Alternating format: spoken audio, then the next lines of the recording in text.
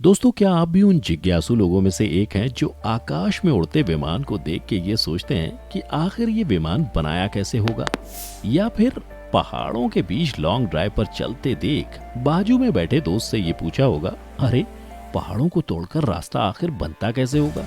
अगर आपने कभी ये सवाल सोचे हैं या किसी से पूछे हैं तो आपने पक्का पानी के ऊपर बने कुछ ऐसे अमेजिंग ब्रिजेस को भी देखने पर और उसके ऊपर से गुजरने पर ये तो जरूर सोचा या पूछा होगा कि आखिर पानी पर ये अमेजिंग मजबूत ब्रिज कैसे बनाए जाते होंगे, चलते पानी में पिलर को कैसे बनाया जाता होगा। फिक्र मत कीजिए, अब आपको इन सवालों में उलझने की जरूरत नहीं है। आपको बताएंगे कि आखिर नदी में पुल बनाने की प्रक्रिया कैसे की जाती है। तो चलिए शुरू करते हैं आज का हमारा ये एपिसोड।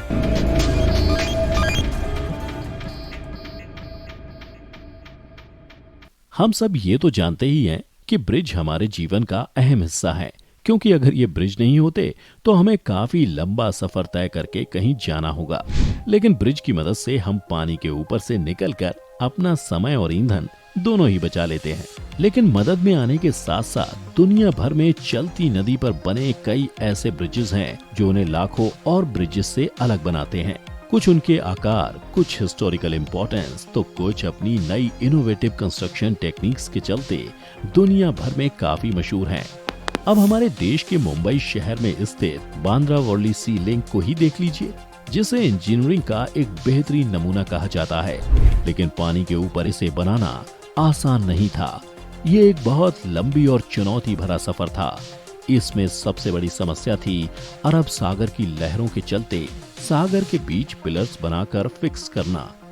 दरअसल पानी पर बने सारे ब्रिजेस की सबसे बड़ी चुनौतियों में से एक उसका फाउंडेशन बनाना ही होता है। और अगर पानी गहरा हो तो समस्या और भी ज्यादा बढ़ जाती है और फाउंडेशन मजबूत होना बहुत ज्यादा जरूरी है, क्योंकि आखिर पिलर्स ही तो हैं जिसके जरिए ब्रिज को पूरी तरह स्थिर रखा जाता है। तो आखिर कैसे की जाती है इस फाउंडेशन बनाने की शुरुआत? तेज बहाव वाली नदियों के ऊपर पिलर खड़ा करने के लिए इंजीनियर सबसे पहले एक स्ट्रक्चर बनाते हैं और उसको बनाते समय पानी की अधिकतम और न्यूनतम गहराई, पानी के बहाव की गति, पानी के नीचे की मिट्टी, पुल का भार, पुल पर चलने वाले वाहनों का भार आदि का हिसाब रखा जाता है और फिर पुल की नींव का प्रकार तय किया जाता है, जिसे कॉफर डैम कहा जाता है। पिलर बनाने के तरीके के हिसाब से कभी कॉफर डैम का स्ट्रक्चर सर्कल में होता है तो कभी स्क्वायर में होता है।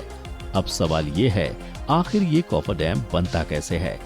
कॉफर डैम को बनाने के लिए स्टील के लंबे लंबे स्ट्रक्चर इस पर फिट किए जाते हैं और फिर इन्हें सर्कल या फिर स्क्वायर शेप दे दिया जाता है।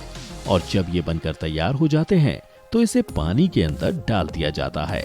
दोस्तों, पानी के अंदर जाने के बाद इस स्टील के स्ट्रक्चर को मशीन की मदद से बारी बारी करके पानी के अंदर फिट किया जाता है ताकि ये अच्छी तरह से उसमें सेट हो जाए, जिसके बाद मोटर और पंप के जरिए इस पूरे स्ट्रक्चर के अंदर के पानी को बाहर निकाल दिया जाता है, जिस वजह से यहाँ पर एक सूखी खाली जगह बन जाती है और उसी सूखी खाली जगह पर पिलर बनाना शुरू किया जाता है, जहाँ पर कई सारे वर्कर्स लगकर इस जगह पिलर बनाते हैं। हालांकि हर जगह इस तरह से काम नहीं किया जा सकता। जैसे कि हमने पहले गहरे पानी की बात की, तो गहरे पानी में ये कॉफर डैम बनाकर नहीं डाल सकते। ऐसी जगह पर इंजीनियर्स बहुत सारा पत्थर और मलबा डाल देते हैं। उसे डालने के बाद वहां पर एक स्ट्रक्चर बना दिया जाता है जो कि ऊपर तक भर जाता है, तो फिर उसके अंदर वही कॉफर डैम बनाकर तैयार किया जाता है। हालांकि उस जगह पर हमें पानी बाहर निकालना था, लेकिन यहाँ पर मलबा और पत्थरों को अंदर बनाए गए स्ट्रक्चर से निकालना होता है ताकि धीरे धीरे वहाँ की जगह खाली हो जाए और हमें एक क्यूब की संरचना मिल जाए। दोस्तों, जब सूखी जमीन मिल जाती है तो उसी सूखी खाली जगह पर पिलर बनाना शुरू किया जाता है, जहाँ पर कई सारे वर्कर्स मिलकर एक पूरी सूखी जमीन पर पिलर बनाने की तैयारी करते हैं और फिर वर्कर्स कंक्रीट, लोहे और बाकी चीजों से इस पिलर को बनाने में लग जाते हैं। इन पिलर्स को बनाने में तरह तरह की मशीनों का इस्तेमाल होता है। जब ये पूरी तरह बनकर तैयार हो जाता है तो कॉफर डैम को पिलर से हटा दिया जाता है। दोस्तों, कॉफर डैम को पानी में फिट करने के बहुत सारे तरीके होते हैं, जैसे कि 2 तरीके तो हमने आपको ऐसे ही बता दिए और अगर इसे उठाकर पानी के अंदर सेट करने में दिक्कत होती है तो इसके नीचे बड़े बड़े लोहे के गोल रॉड रखे जाते हैं जिससे ये घूमते हुए पानी के अंदर चले जाते हैं। अब दोस्तों कई बार ऐसा भी होता है कि पिलर पानी में थोड़ी दूर जाकर बनाया जाता है, इसलिए इस तरह की सिचुएशन में कॉफर डैम को फ्लोटिंग बनाया जाता है जहां पर उसके नीचे कुछ ऐसी मशीनें फिट कर दी जाती हैं जो पानी के ऊपर तैरती हुई जाती हैं या फिर जहाज की मदद से इन्हें एक जगह से दूसरी जगह ले जाया जाता है, जिसके बाद इन्हें रोटेट करते हुए पानी के अंदर डाल दिया जाता है, जिसमें दोस्तों काफी समय लग जाता है। हालांकि ये काम थोड़ा खतरनाक जरूर होता है, लेकिन जितने भी लोग इस तरह के काम में लगे होते हैं वो काफी प्रोफेशनल होते हैं, चाहे वो वर्कर हो या फिर इंजीनियर्स।